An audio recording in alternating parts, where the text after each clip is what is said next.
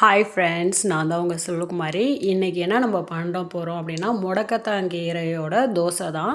முடக்கத்தாங்கீரையை பறித்து அப்படியே அரைச்சி ஊற்றி செஞ்சால் நல்லா இருக்காது, கசக்கும். ஸோ கொஞ்சம் வதக்கிட்டு பெருஞ்சீரகம், பூண்டு, தக்காளி எல்லாம் போட்டு கொஞ்சம் வதக்கி, பூண்டு போட்டு வதக்கி அரைச்சி ஊற்றி செஞ்சோம்னா ரொம்ப நல்லாயிருக்கும், கசக்காது. பசங்களுக்கு கொடுத்தா பசங்களுக்கு நாக்கு பூச்சி வயிற்றில் இருக்கும் இல்லையா, பூச்சி அதெல்லாம் செத்து போயிடும்.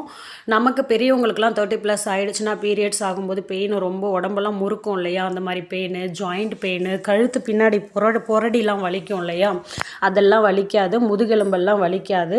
இதை வீக்லி 2 வாட்டி எடுத்துக்கலாம். ஒரு வாட்டி ரசமாக செஞ்சு சாப்பிடுங்க, ஒரு வாட்டி இந்த மாதிரி தோசையாக ஊற்றி சாப்பிடுங்க. பச்சையாக அரைச்சி ஊற்றி சாப்பிடாதீங்க. உடம்புக்கு ரொம்ப ரொம்ப ஹெல்த்தியான முடக்கத்தாங்கீரை தோசை, முடக்கத்தாங்கீரை ரசம், முடக்கத்தாங்கீரை துவையல், முடக்கத்தாங்கீரை சட்னி, இப்படி ஏதோ ஒன்று செஞ்சு வாரத்தில் 2 நாள் இல்லைன்னா 1 நாள் உடம்புல சேர்த்துக்கோங்க. ரொம்ப ரொம்ப ரொம்ப ஹெல்த்துக்கு நல்லது. தேங்க்யூ.